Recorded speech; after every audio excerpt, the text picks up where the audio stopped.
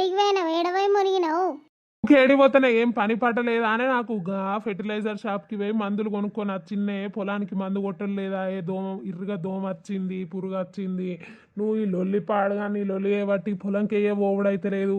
ఆ పొలానికి ఏమైందో ఏమో ఇరుగా రోగం పుట్టింది ఈసారి. ఇంత మంచిగా లేదు పొలం, అందుకే మందులు కొనుకొచ్చిన కొడతా అని. మందులు కొనుక్కొచ్చినవా? ఇంకో దానికి ఎవరికన్నా మల్లెపూలు కొనుక్కొచ్చి ఇచ్చినవా? నీకు ఇంకా ఎట్లా సిగ్గు పెట్టలేదే దేవుడు, నాకు అర్థం కాదు. ఇంకో పంచాయతీలో గంటగనం అయ్యింది లొల్లి. ఇంకో పంచాయతీ చెప్పే పెద్ద మనిషిని నువ్వేం పెద్ద మనిషిరా బాడుకావు అది ఇది అని వచ్చిన వాడు ఇంకోసారి అంతనే అవసరం ఉంటే అత్తడా అని మన ఇంటికి. ఏదైనా పంచాయతీ ఉంటే చెప్పత్తడా రమ్మనంటే. ఇజ్జత్ పోయే లెక్క వేసినావు పెద్ద మనుషుల ముంగట. వాళ్ళు ఏమన్నా నీ పెళ్ళం గిట్లా నానయ్య మమ్మల్ని మాట్లాడేది, నీ పెళ్ళాన్ని కంట్రోల్లో పెట్టుడు తెలియదా నీకు? మాత్రం తెలియదా రాజు నీకు? అది ఇదని మాట్లాడిర్రు. నా ఇజ్జత్ తీస్తానా ఊళ్ళో అందరి ముంగట.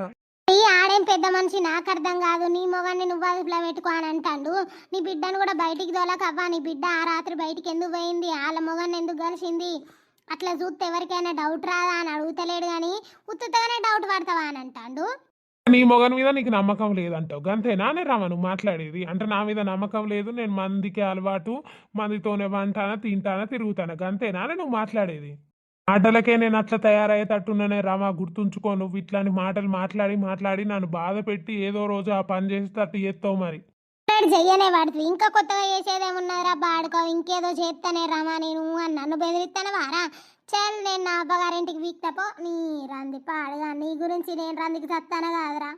పొలాలు లేదు ఏది లేదు అన్న ఆలోచన లేదు, గింతగా రంది లేదు పొలాల గురించి. ఓ హాస్పిటల్